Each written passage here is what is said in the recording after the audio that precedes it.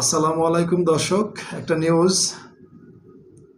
আপনারা জানেন। গৌতম আদানি ভারতের যিনি মোদির বাংলাদেশে যেমন স্বৈরাচার শেখ হাসিনার কেশিয়ার মুখপাত্র হচ্ছে এস আলম, যারা হাজার হাজার কোটি টাকা নিয়ে বাইরে লোপাট করেছে এবং পাচার করেছে, ব্যবসা বাণিজ্য করেছে। ভারতে তেমন তথাকথিত বিজনেসম্যান যিনি গৌতম আদানি, ওনাকে বলা হয় মোদির কেশিয়ার অথবা মোদির মুখপাত্র।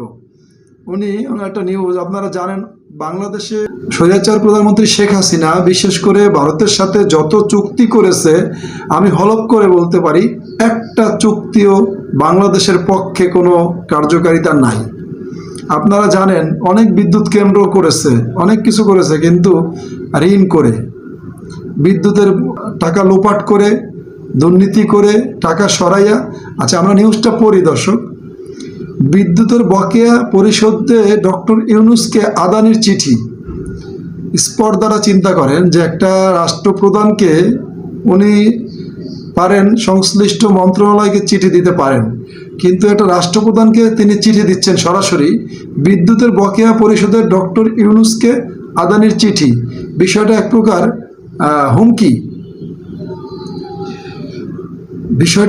হুমকি, স্বরূপ। যেমন সরকারকে একটা চাপে ফেলার একটা অপকৌশল, যে টাকা দাও, চাপে ফেলানো একটা কৌশল। বিস্তারিত করি। বিদ্যুৎ সরবরাহ বাবদ বাংলাদেশের কাছে পাওনা অর্থ চেয়ে অন্তর্বর্তী সরকারের প্রধান উপদেষ্টা ডক্টর মোহাম্মদ ইউনূসের হস্তক্ষেপ চেয়েছেন আদানি গ্রুপের চেয়ারম্যান গৌতম আদানি। ভারতীয় গণমাধ্যম হিন্দুস্তান টাইমসের এক প্রতিবেদনে খবর প্রকাশ করা হয়েছে। এতে বলা হয়, গৌতম আদানি ডক্টর মোহাম্মদ ইউনূসের কাছে বাংলাদেশে বিদ্যুৎ সরবরাহ বাবদ বকেয়া অর্থ পরিশোধের অনুরোধ করেছেন। বাংলাদেশ বিদ্যুৎ উন্নয়ন বোর্ডের কাছে আদানি গ্রুপে পাওনা $80,000। এই অর্থ পেতে আদানি ডক্টর ইউনূসকে চিঠি দিয়েছেন। সেখানে গৌতম আদানি বলেছেন, আমরা আমাদের প্রতিশ্রুতি বজায় রেখেছি, কিন্তু ঋণ সংশ্লিষ্ট ব্যক্তিরা আমাদের প্রতি কঠোর হচ্ছে। আমি বাংলাদেশ বিদ্যুৎ উন্নয়ন বোর্ডের কাছ থেকে প্রাপ্য $80 কোটি পরিশোধের জন্য আপনার সদয় হস্তক্ষেপের জন্য অনুরোধ করছি। তিনি আরও বলেছেন, যেহেতু আমরা বিদ্যুৎ সরবরাহের ক্ষেত্রে আমাদের প্রতিশ্রুতি বজায় রেখেছি, তাই বকেয়া বিলগুলো নিয়মিত পরিশোধের জন্য অনুরোধ করতেই পারি।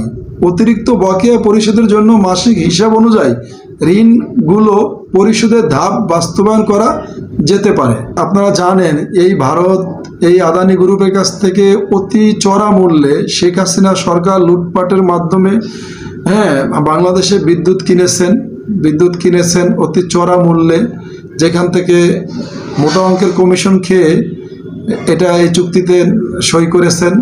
এখন স্বৈরাচার সরকার যখন দেশ থেকে পালায়ে গেল, তখন এই আদানি বাংলাদেশকে এক প্রকার চাপ সৃষ্টি করলো, প্রেশার ক্রিয়েট করতে চায় যেন বাংলাদেশকে থ্রেটমূলক আচরণ করে দাবায় রাখা যায়। তো বাংলাদেশ সরকারের উচিত, আমার ব্যক্তিগত মতামত, বাংলাদেশ সরকারের উচিত এই আদানির চুক্তি বাতিল করা। এটা আমার ব্যক্তিগত অপিনিয়ন। কারণ একটু লস হলেও, একটু কিছু ক্ষতি হলেও আদানির সাথে চুক্তি বাতিল করা সর্বোত্তম পন্থা বলে আমি মনে করি। দর্শক, আপনাদের মতামত জানাই দিবেন কমেন্টে। সবারই স্বাধীন মতামতের অধিকার রয়েছে। ধন্যবাদ।